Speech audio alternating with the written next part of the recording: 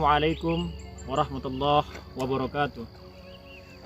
Alhamdulillah wassalatu wassalamu ala Rasulillah ibni Abdillah. La haula wala quwata illa billah. Allahumma salli ala sayyidina Muhammad wa ala ali sayyidina Muhammad. Qala Allah Ta'ala, ya ayyuhalladzina amanu taqullaha haqqa tuqatih wa la tamutunna illa wa antum muslimun. Saudara-saudariku, Ramadan adalah bulan di mana Allah Subhanahu wa taala menunjukkan kasih sayangnya kepada kita orang-orang yang beriman. Di mana Ramadan adalah merupakan syahrul maghfirah.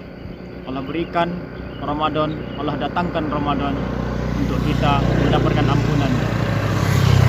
Bercerita tentang ampunan, maka tentu Ramadan bagi orang yang beriman tidak akan disia-siakan begitu saja.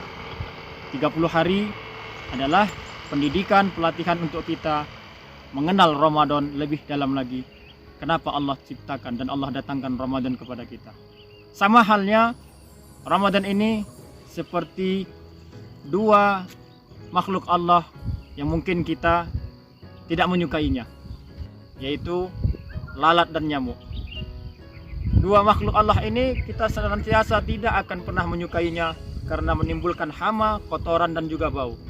Tapi ingatlah saudara-saudariku yang dimuliakan Allah Subhanahu wa taala, lalat meskipun dia membawa kotoran, membawa jijik, membawa sesuatu yang tidak baik untuk lingkungan rumah kita. Namun ketika lalat itu hidup di muka bumi ini, dia mampu menghasilkan 3000 telur dalam 5 hari. Bahkan kehidupan lalat itu hanya ditetapkan selama 30 hari. Seandainya lalat itu mati ketika Ramadan datang di hari pertama, ketika dia sampai hidup di bulan Ramadan, maka usianya cuma 30 hari. Saudara-saudariku yang dimuliakan Allah Subhanahu wa taala, begitulah halnya Ramadan yang Allah pertemukan kepada kita.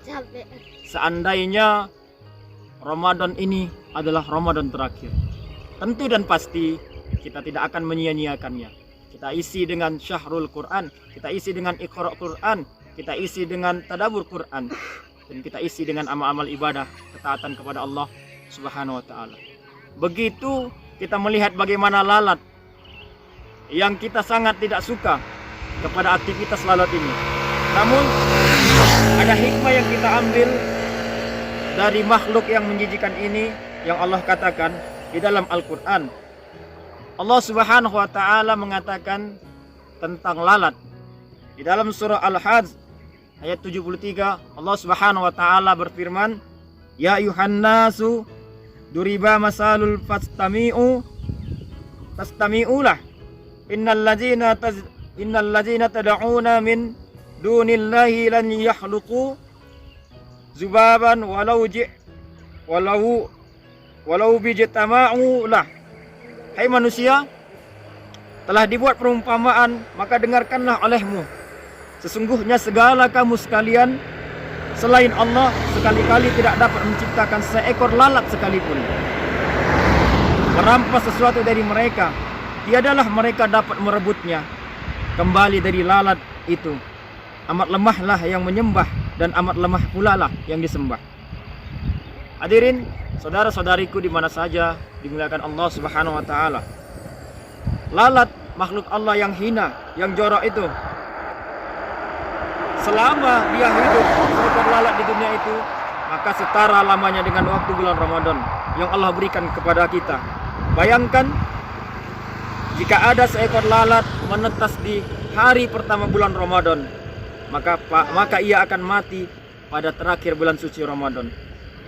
Bahkan lalat itu bisa menghasilkan telur dalam prosesnya sebanyak 3000 butir. Hadirin saudaraku yang dimuliakan Allah Subhanahu wa taala.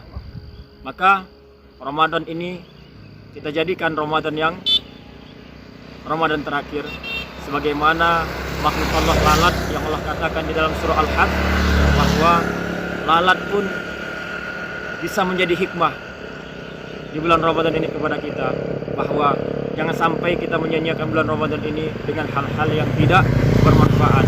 Maka mari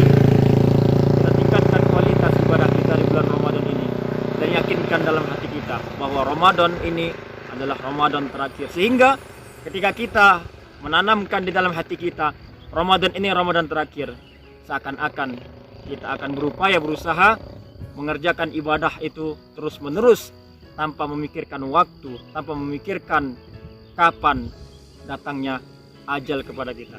Mudah-mudahan bermanfaat. Fastabiqul khairat. Yusikum binafsi bitaqallah. Wassalamualaikum warahmatullahi wabarakatuh.